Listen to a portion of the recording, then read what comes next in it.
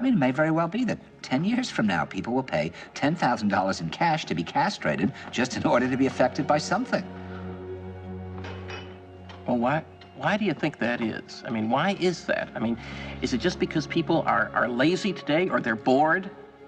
I mean, are we just like bored, spoiled children who've just been lying in the bathtub all day, just playing with their plastic duck, and now they're just thinking, well, what can I do? Okay, yes, we are bored. We're all bored now. But has it ever occurred to you, Wally, that the process that creates this boredom that we see in the world now may very well be a self-perpetuating, unconscious form of brainwashing created by a world totalitarian government based on money, and that all of this is much more dangerous than one thinks, and it's not just a question of individual survival, Wally, but that somebody who's bored is asleep, and somebody who's asleep will not say no? See, I keep meeting these people. I mean, just a few days ago, I met this man whom I greatly admire. He's a Swedish physicist, Gustav Bjornstrand, and he told me that he no longer watches television, he doesn't read newspapers, and he doesn't read magazines. He's completely cut them out of his life because he really does feel that we're living in some kind of Orwellian nightmare now, and that everything that you hear now contributes to turning you into a robot. And when I was at Findhorn, I met this extraordinary English tree expert who had devoted his life to saving trees. He just got back from Washington, lobbying to save the redwoods. He's 84 years old. He always travels with a backpack because he never knows where he's going to be tomorrow.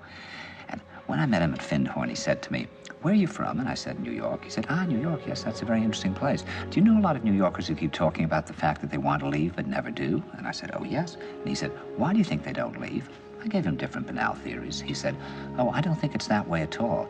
He said, "I think that New York is the new model for the new concentration camp, where the camp has been built by the inmates themselves, and the inmates are the guards, and they have this pride in this thing they've built. They've built their own prison, and so they exist in a state of schizophrenia, where they are both guards and prisoners, and as a result, they no longer have, having been lobotomized, the capacity to leave the prison they've made, or to even see it as a prison." And then he went into his pocket and he took out a seed for a tree and he said, "This is a pine tree." He put it in my hand and he said, "Escape before it's too late." See, actually for 2 or 3 years now, Chiquita and I have had this very unpleasant feeling that we really should get out. And we really should feel like Jews in Germany in the late 30s. Get out of here. Of course, the problem is where to go, because it seems quite obvious that the whole world is going in the same direction. See, I think it's quite possible that the 1960s represented the last burst of the human being before he was extinguished, and that this is the beginning of the rest of the future now, and that from now on there'll simply be all these robots walking around, feeling nothing, thinking nothing, and there'll be nobody left almost to remind them that there once was a species called a human being, with feelings and thoughts, and that history and memory are right now being erased, and soon nobody will really remember that life existed on the planet. Now, of course, Bjornstrand feels that there's really almost no hope, and that we're probably going back to a very savage, lawless, terrifying period. Findhorn people see it a little differently.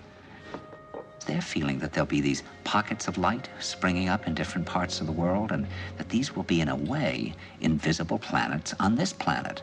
And that as we, or the world, grow colder, we can take invisible space journeys to these different planets, refuel for what it is we need to do on the planet itself, and come back.